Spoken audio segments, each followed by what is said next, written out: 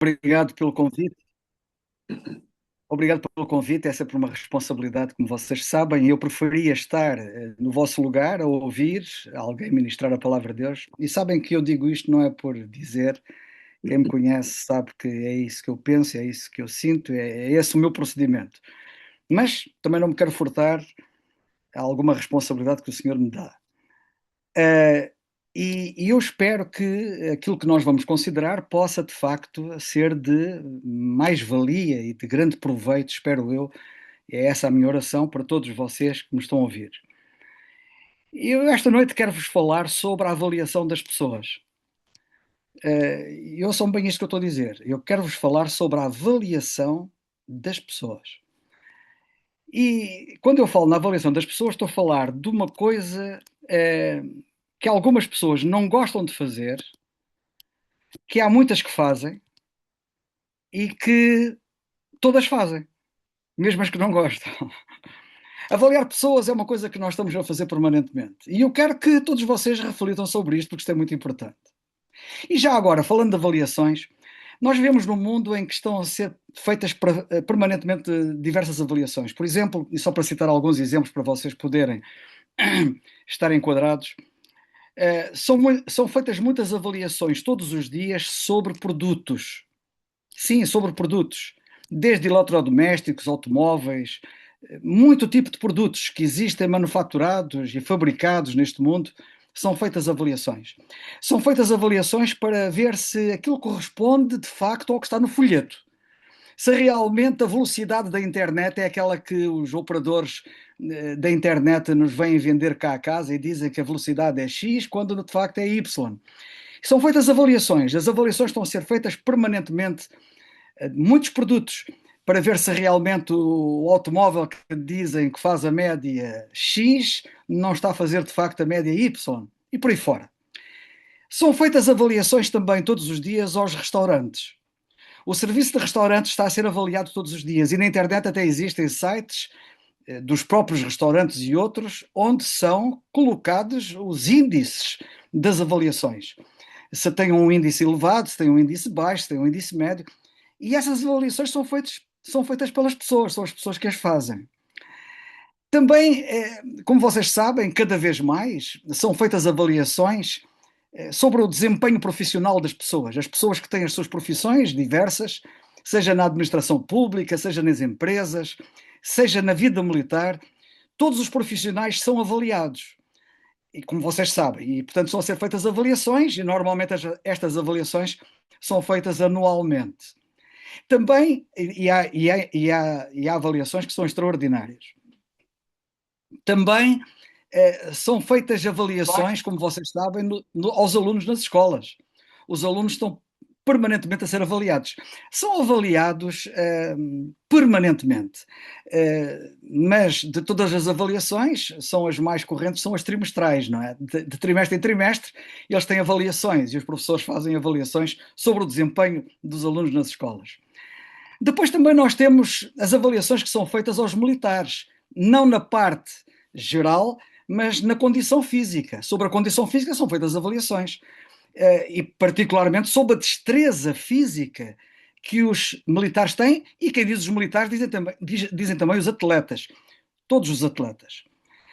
Mas não é deste tipo de avaliação que eu quero falar. Eu quis apenas dar assim uma panorâmica de facto do mundo em que nós vivemos, em que avaliações estão permanentes a ser feitas.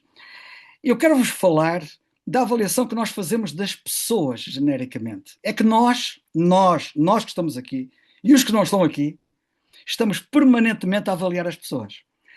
E isto diariamente, para não dizer até permanentemente, estamos sempre a avaliar as pessoas. Ai, falar da avaliação das pessoas.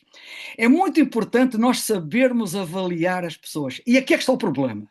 É que nós avaliamos as pessoas e não sabemos avaliar as pessoas. Estou a falar isto em termos gerais, obviamente.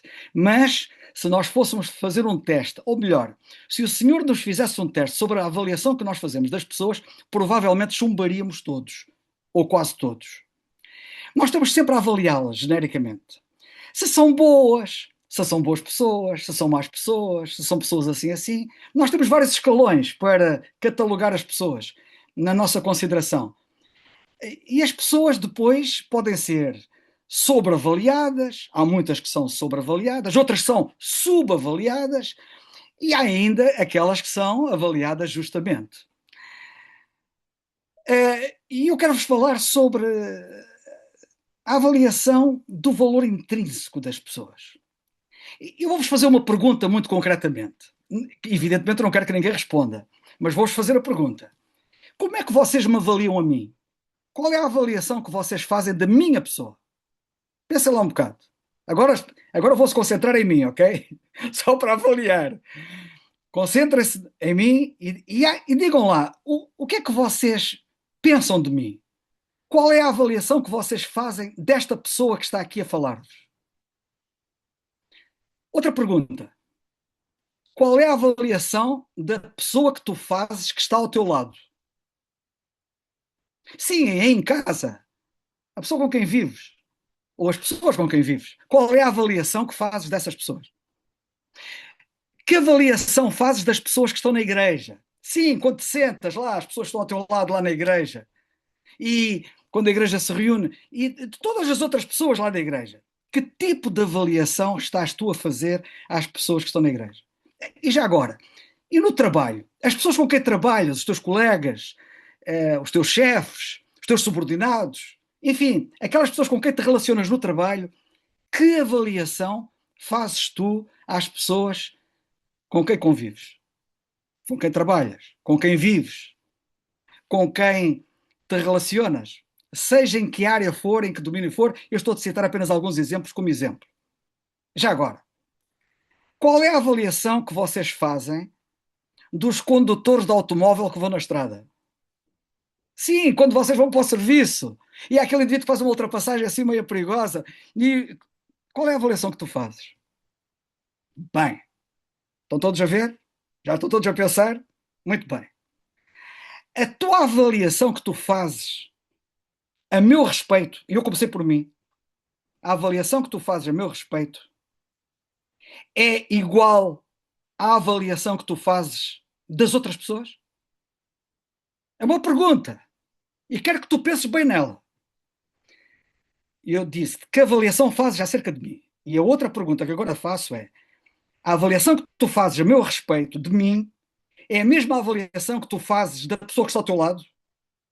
A avaliação é igual? É igual às pessoas que estão lá na igreja? É igual às pessoas que estão em casa, que estão no trabalho, que estão na rua?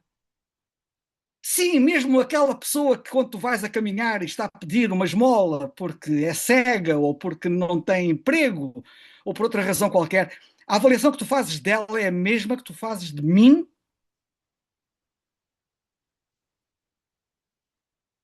Ok? Estou-vos a deixar pensar. Ok. Fazes avaliações diferentes, não é? A avaliação que tu fazes de mim não é a mesma avaliação que tu fazes dos outros. Pois não? Ok. Se isso é verdade, e eu arriscar-me a dizer que na maioria dos casos é verdade, a pergunta que eu faço agora é: porquê é que há diferença na avaliação que a gente faz das pessoas? Porquê é que a avaliação que nós fazemos de uns é diferente da avaliação que nós fazemos de outros? Se sim, se a avaliação é diferente, é porquê que é diferente? Se não, a pergunta é a mesma. Porquê é que fazemos a mesma avaliação? E agora? Bem,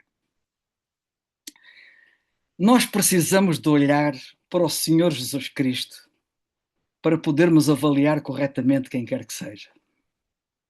E isto é muito importante. E eu quero me basear em Hebreus 12:2, que vocês conhecem, mas é o texto, ainda não tinha citado nenhum versículo da Bíblia, mas é muito importante. E este é o versículo que eu quero que nos norteie, que diz assim: olhando para Jesus, autor e consumador da fé, Hebreus 12:2. É isto que a Bíblia nos diz, olhando para Jesus. E o olhar para Jesus vai definir muita coisa na nossa experiência, no nosso comportamento e na nossa vida. E uma das coisas que vai afetar é a forma como nós avaliamos as pessoas. Por exemplo, olhar para o Senhor Jesus Cristo é importante por causa de tudo e mais alguma coisa. Olha, Quando olhamos para Ele, não nos preocupamos, certo? Quando olhamos para Ele, as ondas podem ser gigantescas, os ventos podem ser ciclónicos, mas olhando para Ele, não nos preocupamos. Olhando para Ele, também não nos afundamos. Lembra-se da experiência de Pedro. Enquanto olhou para Ele, andava sobre coisas que afundam. Tirando os olhos dele, afundamos-nos. Olhando para o Senhor Jesus Cristo, também é muito importante, tornamo-nos semelhantes a Ele. Já sobre isto, muitos têm falado sobre o assunto. E é verdade. Quanto mais olharmos para o Senhor, mais nos assemelharemos a Ele. Quando nós andamos muito com uma pessoa, isto no domínio normal da vida, nós ganhamos os trejeitos dela, os tiques, os jeitos, a forma, até a entoação do falar, os gestos. Ficamos iguais a elas. Eu podia vos citar vários exemplos, e vocês até certamente se lembrarão, na vossa experiência de crentes, de quantas vezes vocês que conheceram vários pregadores e depois, a dada altura, veem um pregador mais jovem que sobe ao púlpito, à tribuna, e vocês dizem: epá, ele fala como aquele indivíduo. Já, porque devido à comunhão e proximidade que existem entre ambos. Olhando para o Senhor Jesus Cristo, há muita coisa que nós somos afetados. E uma delas é a forma de avaliarmos os outros de uma forma correta. Atenção, isto é muito importante, porque todos nós, repito, avaliamos os outros. E se calhar não o fazemos da forma correta. E temos que aprender. O valor de uma pessoa. Qual é o valor de uma pessoa? Bem, em muitas culturas, os homens recebem mais honras do que as mulheres. Dão mais valor aos homens do que às mulheres. Em muitas culturas é assim. Ok? Está errado, vocês sabem. Mas é um facto. A avaliação em muitas culturas de homens e mulheres é diferente. Os ricos também em muitas sociedades são mais respeitados do que os pobres. A avaliação que fazem dos ricos é superior à avaliação que fazem dos pobres. O valor de mercado, deixai-me dizer assim, isto, eu coloco isto entre aspas, o valor de mercado de uma pessoa funciona quase como o preço de um carro, de um automóvel. O modelo, o ano e o estado influenciam bastante a avaliação que nós fazemos. Nós fazemos isso com as pessoas. Fazemos isso com as pessoas, com o tipo de pessoa que temos já dentro de nós, o ano que ela tem, e já agora, a avaliação que fazemos dos velhos, infelizmente, é péssima, e que está errado, mas já lá vamos, e o estado em que ela está. Ainda hoje eu estive a visitar uma senhora que tem 93 anos, que está acamada já há vários anos, que está com Alzheimer, mas ainda tem alguma lucidez. E sabem de uma coisa? Essas pessoas têm um valor incrível. Olha, têm o valor que vocês têm. Não tem mais nem menos. Mas às vezes descartamos estas pessoas. E hoje em dia, na nossa sociedade, até inventaram uma coisa chamada eutanásia, que é para eliminá-las. Porque elas estão cá a mais. Não têm valor, ok? Nem vou falar sobre isso. A verdade que nos deve colocar em grande desconforto é que o valor humano, assim como a beleza, muitas vezes está no olho de quem vê. Está no olho de quem vê. Eu posso explicar. Algo interessante acontece aos olhos de um pai ou de uma mãe, sabem? Sabem que há muitas pessoas que quando se tornam pais e mães, neste aspecto mudam bastante. O que é que eu quero dizer com isso? Quando nós temos filhos, nós somos invadidos por um enorme sentimento até ali desconhecido enquanto não éramos pais. Passamos a conhecer um amor que até ali era perfeitamente ignorado, desconhecido. Nós vemos quanto aqueles seres são por nós amados. Alguns não compreendem bem o valor de uma pessoa, até se tornarem pais. Quando se tornam pais, as pessoas passam a ver o valor que uma pessoa tem. E eu vou citar uma coisa interessante.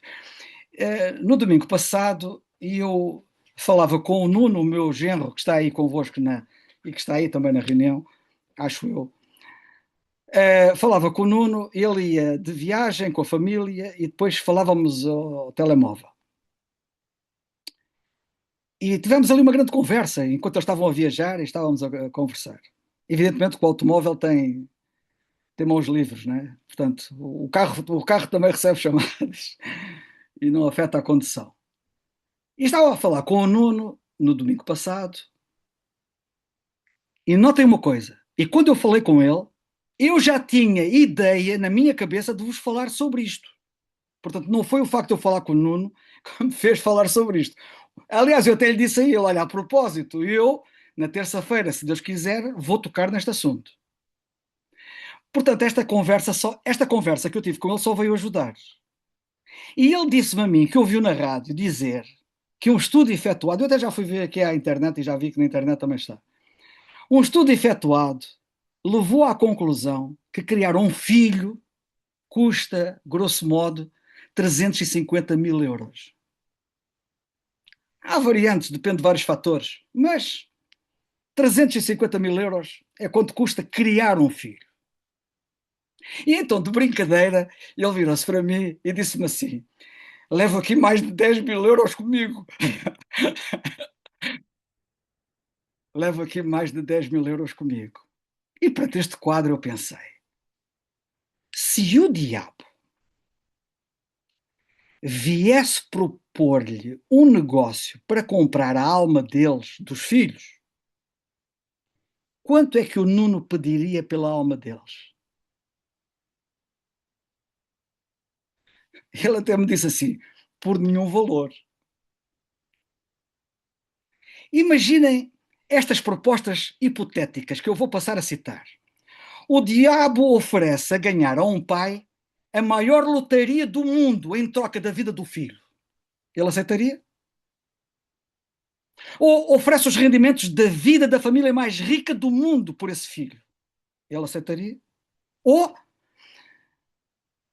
quando o diabo percebe que é esta a postura que as pessoas têm, que isso não atrai um pai, ele então propõe: olha, diz-me lá qual é o teu preço. Olha, que tal todo o petróleo do Médio Oriente e já agora o da Venezuela também, que parece que tem lá muitas jazidas de petróleo. Olha, as riquezas de todo o mundo. E mais, eu incluo, diria o diabo, a felicidade pessoal. Seres feliz pessoalmente, absolutamente. Excelente saúde, vida longa, bem longa, para ti e para a tua esposa, em troca do teu filho. Vocês estão a perceber a ideia, não é? A resposta de um pai será sempre a mesma. Nenhum montante de dinheiro ou de posses materiais o levaria a trocar, a vender um filho que fosse seu. Ou seja, um filho realmente não tem preço. Mas existe outra pergunta. E se o diabo me oferecesse tudo isso, não pela alma de um filho meu ou de um filho teu, mas pela alma de alguém que não é teu filho, mas que é filho de alguém? Como mostrei antes, nós não conseguimos não conseguimos colocar um preço num filho que fosse nosso. Não há preço. Isso leva-me a lembrar que todas as pessoas que existem no mundo, quaisquer pessoas que sejam, qualquer pessoa que seja, nenhuma pessoa, todas as pessoas, é filho de alguém. Ok? Portanto, o valor que nós estamos a colocar num filho é o valor que devemos colocar nos outros, porque os outros também são filhos de alguém. E aos olhos de um pai, Nenhum outro filho do mundo vale menos do que o seu próprio filho. Portanto, atenção ao valor que nós damos aos filhos. Contudo, e quando falamos dos filhos, estamos a falar das pessoas, porque todos os que andam cá são filhos de alguém. Contudo, a minha experiência mostra-me que às vezes não damos atenção ou consideração nem aos nossos filhos. É que nem aos nossos filhos nós damos atenção, consideração e valor, quanto mais aos filhos dos outros. E é neste mundo que nós estamos a viver. E é com este comportamento que nós estamos a ter. Porque é muito fácil dizer que eu não vendo o meu filho por nada. E estamos a vendê-lo por uma truta e meia. De outras maneiras. Mas eu nem vou falar sobre isso. Pensem se quiserem. Nós precisamos de ter melhores olhos. Porque, como eu disse, é conforme os olhos com que nós olhamos para a coisa. Só há uma pessoa que verdadeiramente nunca perdeu de vista o valor de cada pessoa. Foi o Senhor Jesus Cristo. O Senhor Jesus Cristo nunca perdeu o valor de cada pessoa, fosse ela quem fosse. E ele lidou com muitos, de muitos quadrantes. Todos os dias o Senhor tratava homens e mulheres, jovens e velhos, ricos ou pobres, doentes ou saudáveis, considerando-os todos importantes do mesmo modo. Quando o diabo lhe ofereceu todos os reinos do mundo, por um momento de auto-interesse, de interesse próprio, o Senhor não cedeu. Não cedeu. Ele via nos outros algo porque valia a pena morrer. Ele olhava para toda a gente, vale a pena morrer por este, e também por aquele, e também por aquele. E Deus amou o mundo de tal maneira que deu o seu filho, ele se entregou por todos, por cada um. Às vezes, o Senhor Jesus Cristo usava pequenas coisas para mostrar que via valor nas pessoas. Uma vez, depois de pedir que os seus seguidores arriscassem a vida por ele, e um dia ele pediu aos seus seguidores que arriscassem a vida por ele, e lemos isso em Mateus 10, 28 a 31, ele disse o seguinte, e eu vou ler o contexto. E não temais os que matam o corpo e não podem matar a alma. Temei antes aquele que pode fazer parecer no inferno a alma e o corpo. Olha, não se vendem dois passarinhos por um ceitil, e nenhum deles cairá em terra sem a vontade de vosso Pai. E até mesmo os cabelos da vossa cabeça estão todos contados. Não temais, pois, mais valeis vós do que muitos passarinhos. Olha ele a falar do valor das pessoas. Noutra ocasião, para pessoas inclinadas a esquecer até o valor da própria vida, ele perguntou: que aproveita ao homem ganhar o mundo inteiro se perder a sua vida, a sua alma? Ou que dará ao homem a recompensa da sua alma? Lemos isto em Mateus 16, 26. As palavras do Senhor Jesus Cristo eram poderosas. Nós sabemos que as palavras dele eram mesmo poderosas. Mas as suas ações ainda foram mais expressivas do que as suas palavras. Enquanto muitos religiosos do tempo do Senhor Jesus Cristo desprezavam ou ignoravam mulheres, minorias étnicas, ignoravam pobres, prisioneiros, o Senhor Jesus Cristo não os ignorava e dava-lhes atenção e dava-lhes valor, tornando-se amigo de todos, até dos pecadores, como ele era conhecido. O valor que o Senhor Jesus Cristo dava a cada pessoa é um princípio revolucionário que nos deve afetar a todos nós. Se todos nós, ou melhor, se todas as pessoas vivessem com esse valor, as famílias, as igrejas, os locais de trabalho, o mundo em que nós circulamos e vivemos, seriam lugares mais saudáveis e mais seguros. E nós precisamos de não falhar nisto. Nós não podemos falhar nisto. Nós crentes, nós que nos dizemos crentes, temos que ser exemplo. Em todo o lado, precisamos de ver todas as pessoas sem exceção pelos olhos de Cristo. Eu preciso de olhar para as pessoas como Cristo olha para elas. E aqui é que está o problema, olhando para Jesus. Olhando para Jesus. Foi assim que eu comecei. Nada dará mais honra, nada dará mais valor a amigos ou até a inimigos, porque nós não olhamos só para os amigos. também os nossos olhares se cruzam com inimigos.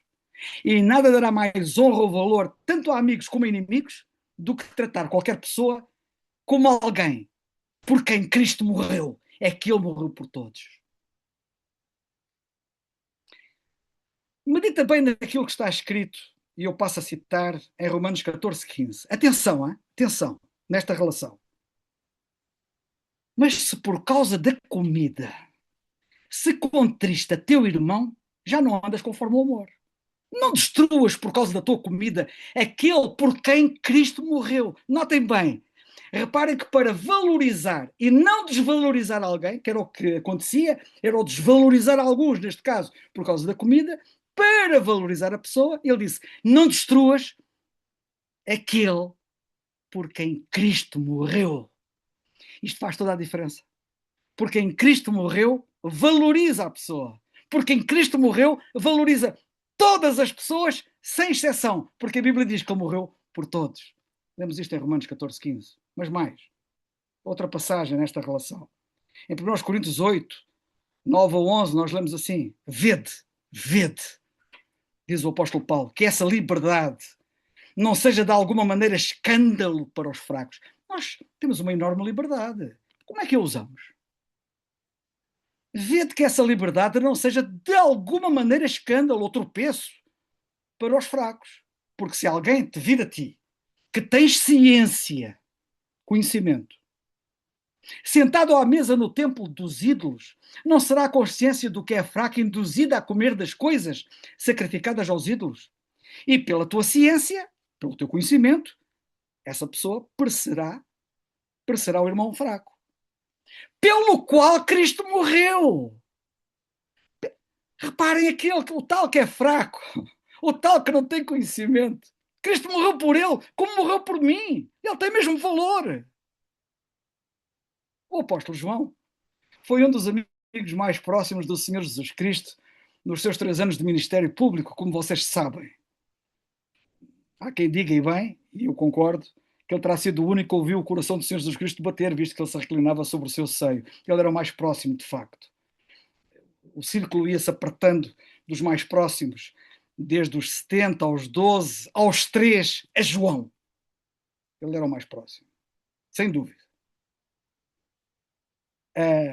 Se nós estivermos mais próximos do Senhor, como João estava, nós vamos ter um entendimento e um comportamento, vamos ter um entendimento e um comportamento completamente diferente daquele que temos tido. E João ficou profundamente comovido pelo modo como Cristo valorizou a ele e aos outros. E assim vamos ficar nós também, se andarmos nas mesmas pisadas. Olha, nós vemos claramente que esse amor transbordou para o seu cuidado pelos outros. É impressionante o cuidado que João tinha pelos outros. Como é que isto aconteceu? Como é que este cuidado, esta valorização dos outros aconteceu em João? Como é que aconteceu isso? Ele escreveu. Escreveu isto na sua primeira carta, capítulo 4, perdão, versículos 10 e 11. Nisto está o amor, a caridade. Não em que nós tenhamos amado a Deus, mas em que Ele nos amou a nós e enviou seu Filho para propiciação pelos nossos pecados. Amados, se Deus assim nos amou, se Ele morreu por nós, também nos devemos amar uns aos outros. Não há hipótese. Não há hipótese. Estão a ver como é que nós estamos vinculados a isto? Agora, sempre ficar aqui, sei lá quanto tempo a meditar nisto para nós, a ver se isto entra na nossa cabeça e na nossa alma. Mas adiante. O Senhor Jesus Cristo, quando cá estava em João 15, disse isto no versículo 12: o meu mandamento é este, que vos ameis uns aos outros, assim como eu vos amei. Como é que ele amou? Valorizando indistintamente. Como é que nós devemos amar os outros? Valorizando-os indistintamente, seja quem for. A avaliação que nós fazemos dos outros deve ser igual. Igual à avaliação que Deus faz, que é igual. Quantas vezes terás possivelmente tratado os outros como se o valor deles dependesse do seu trabalho? Sabem como é que nós valorizamos os outros? É pelo trabalho que fazem. Se distinguem de alguma forma em alguma espécie de trabalho, tem valor. Pela sua aparência. Aqueles que já não têm uma aparência, já não valorizamos. Ou pela sua utilidade para nós. Se me for útil, valorizo. Se me é um inútil, não valorizo. Oro para que a partir de hoje, se não antes, se isto não aconteceu já antes, e eu ficaria contente que isso já tenha acontecido com alguns antes, oro para que a partir de hoje, pelo menos, a palavra de Deus a este respeito e o sacrifício do Senhor Jesus Cristo despertem algo profundo em nós. Valorizar os outros pelo que Deus pensa deles. Eu tenho que valorizar os outros pelo que Deus pensa deles. É muito mais importante do que valorizá-los por aquilo que eles pensam de mim. Perceberam? Eu valorizar-vos a vós, por exemplo, pelo que Deus pensa de vós, é muito mais importante do que valorizar-vos por aquilo que vocês pensam de mim. Se é que pensam coisas boas. Eventualmente. Vamos pensar mais no que Deus pensa dos outros do que o que os outros pensam de nós? Vamos pensar mais naquilo que Deus pensa dos outros do que aquilo que eles pensam de mim. Pela graça de Deus, queiramos ser diferentes. Que eu veja com os olhos do Senhor. Que o que o Senhor vê no valor de cada pessoa molde o resto da minha vida. Esta é a minha oração, para que eu veja os outros como Ele os vê. As pessoas religiosas, sabem, querem os pecadores fora da história. Aliás, eu vou-vos dizer uma coisa. Se isto estivesse nas mãos, se a vida humana estivesse nas mãos da maioria, provavelmente, ou de muitos, como as pessoas religiosas, quereriam que os pecadores saíssem da história. Liquidávamos, eliminávamos. O Senhor Jesus Cristo quer escrevê-los na sua história. Esses bandidos, esses pecadores, esses que não valem nada, não é? No nosso pensar, o Senhor quer escrevê-los na sua história. E sabem de uma coisa? Eu sou um deles. E eu quero fazer o mesmo que o meu Senhor fez, o meu Salvador. Eu espero que tu também. A nossa avaliação dos outros deve ser pautada, portanto, pela avaliação que o Senhor faz deles. O apóstolo Paulo, na carta aos Gálatas, capítulo 2, versículo 20, tem aquela célebre frase, e eu cito: já estou crucificado com Cristo e vivo, não mais eu. Agora é Cristo que vive em mim. Portanto, eu tenho que pensar como Ele pensa, eu tenho que olhar como Ele olha, eu tenho que valorizar como Ele valoriza, eu tenho que ser como Ele. Já estou crucificado com Cristo, não sou eu mais que vivo, é Cristo que vive em mim. E depois ele continua, e a vida que agora vivo na carne, vivo na fé do Filho de Deus, ou confiamos nele ou não, também para isto, o qual me amou e se entregou a si mesmo por mim, e pelos outros, naturalmente.